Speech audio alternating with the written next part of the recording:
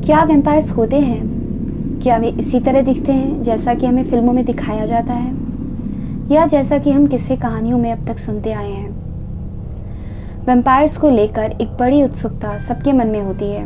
कुछ के लिए वो वास्तव में है और कुछ के लिए केवल एक कल्पना। इनसे जुड़े आज तक कोई भी पुख्ता सबूत नहीं मिले हैं, लेकिन फिर भी लोक कथाओं और किंवदंतियों के आधार पर मैं आपको वैम्पायर से जुड़ी हुई कुछ बातें बताऊंगी। तो सबसे पहले ये जानना ज़रूरी है कि वैम्पायर्स आए कहाँ से हैं। तो कुछ ही लोगों को पता होगा कि वैम्पायर्स की कहानी ड्रैकुला से नहीं बल्कि पूर्वी यूरोपीय देश सर्बिया से शुरू होती है। वैम्पायर्स का आतंक सबसे पहले सर्बिया में ही जन्मा था, जो अब तक कायम है, और ये शब्द भी 18वीं शताब्दी में सबसे पहले सर्बिया में ही जन्मा। इसके पीछे एक कहानी है।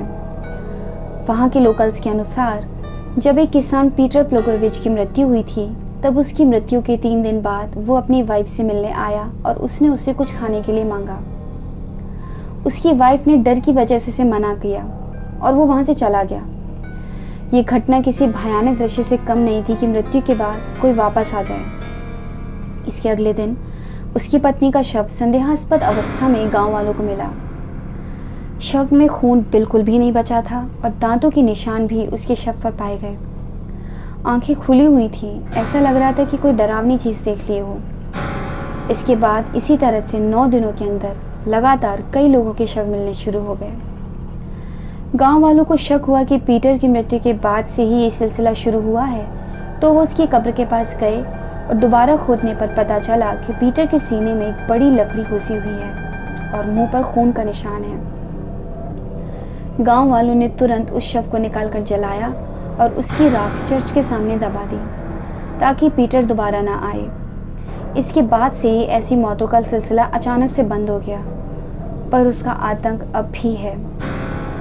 सर्बिया के लोग अपने घरों के आगे लहसुन की लड़ी टांगते हैं ताकि वैम्पायर्स के डर से वो दूर रहें।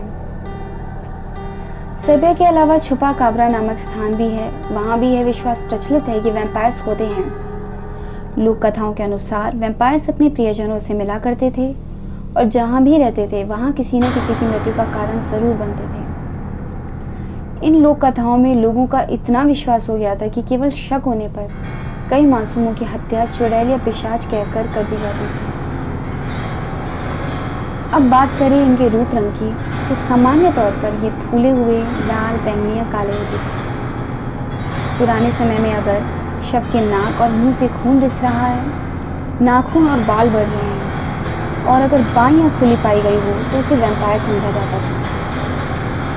वैम्पायर्स की पहचान करने के लिए अनेक अनुष्ठान भी किए जाते थे, जैसे कि कुंवारे लड़के को घोड़े पर बैठाकर किसी कब्रगाह से होकर गुजरना पड़ता था।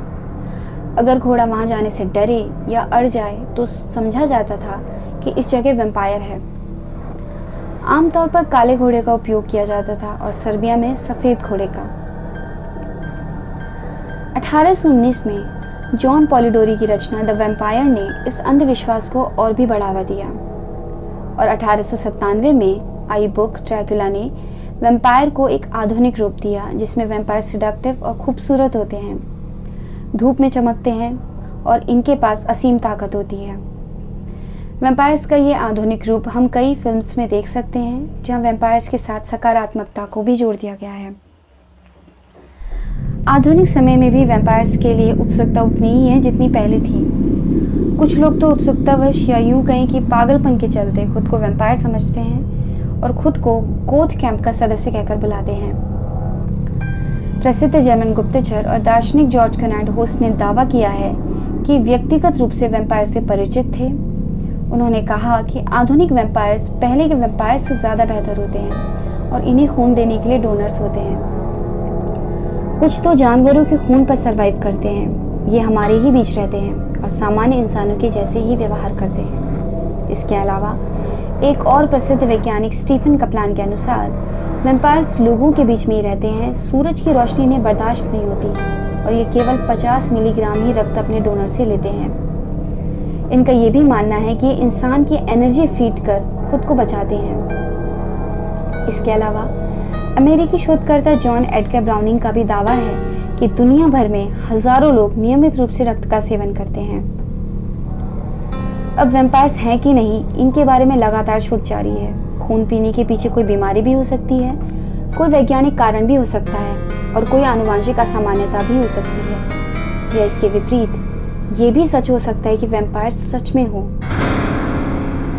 तो गाइज, आज मैंने आपको वैम्पायर से जुड़ी हुई कुछ बातें बताई हैं, और अगर ये वीडियो आपको अच्छा लगा हो तो प्लीज़ सब्सक्राइब ज़रूर कीजिए।